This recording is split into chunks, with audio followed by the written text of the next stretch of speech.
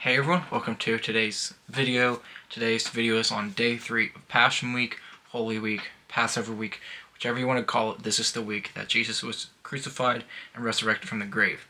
Now on Tuesday, there was many events. Jesus broke down many parables. He also went to Bethany. He also talked about the sheep and the goats. He also spoke about the Sadducees and the resurrection and all these types of things, and the return of Christ, all these things he spoke about on this day.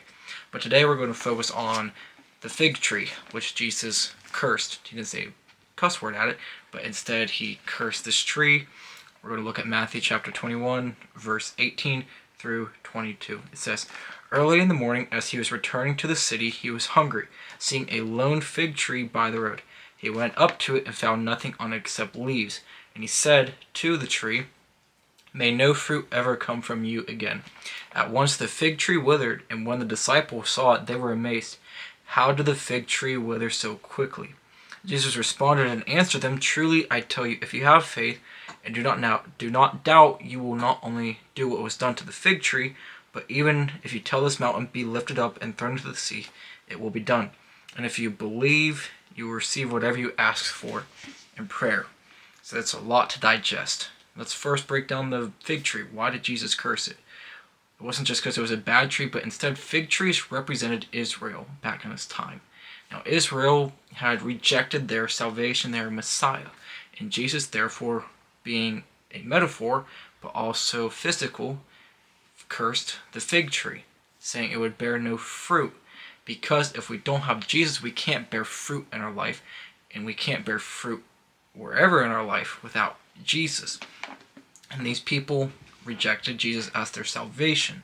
And Jesus, being God, knew their hearts that they wouldn't accept him. And therefore, the disciples were amazed at this. And Jesus responded, "You too can call out these things." Not just the tree, but he used it in a metaphor. Jesus spoke in parables, which are earthly stories with heavenly meanings. And the disciples and us today can call out where people aren't bearing fruit because we are guided by God's Spirit. Now, Jesus doesn't literally mean a mountain, though, will be thrown into the sea, but challenges in life can be overcome through Jesus. And see where it says, whatever you ask for in prayer, you will receive. Now, Jesus is not saying if you ask for $1 million, it will happen. Instead, he will provide wisdom, lessons, and all these things, because Jesus ultimately cares more about our physical health, well-being, and management, but he also cares way more about our spiritual health.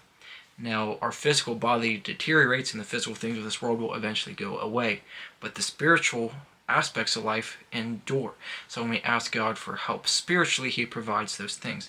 Now, some cases he might provide people with $1 million because he knows their heart and their will in his plan. What this means, though, that God doesn't always give us what we want, but rather what we need. And therefore, why we walk by faith is understanding what God has planned for us. Therefore, when we ask things in prayer and we dive into our word, we can see what God wants from us, and we believe that he provides it, and he will supply it, and we receive it. Not by anything we do, but simply by his grace. So the few breakdowns from this video, that the fig tree was a representation of people rejecting Jesus and that they can't bear fruit, that challenges can be overcome through Jesus, and that surrendering to his will, he provides us with everything we need, not just physically, but even more so spiritually. Now, hopefully this week we can go again learning, hey, we can have confidence in our prayers to God. He hears us. He doesn't cast us off, but rather he brings us near. And when we draw near to God, it says in the book of James that he draws near to us. So take into this week and what we can learn and apply this to our day-to-day life. Well, we can bear fruit. And how do we bear fruit? Well, we remain with Jesus so that we don't turn into the fig tree, but instead, when we receive Jesus, we're no longer the fig tree under the curse of death, but rather we're raised to life through Jesus, and with his resurrection, we too can provide life and be fruitful, and also tell others that they can't bear fruit except through Jesus. Yes, people can do good things, but we're spiritually bankrupt, and therefore we need Jesus to truly do the good things in life. So I hope this video was an encouragement and blessing in your life. If you enjoyed it, if you'd like to subscribe or like this video, if you'd like to watch the next video, it should be popping up here. And if not, still thank you very much for watching. God bless.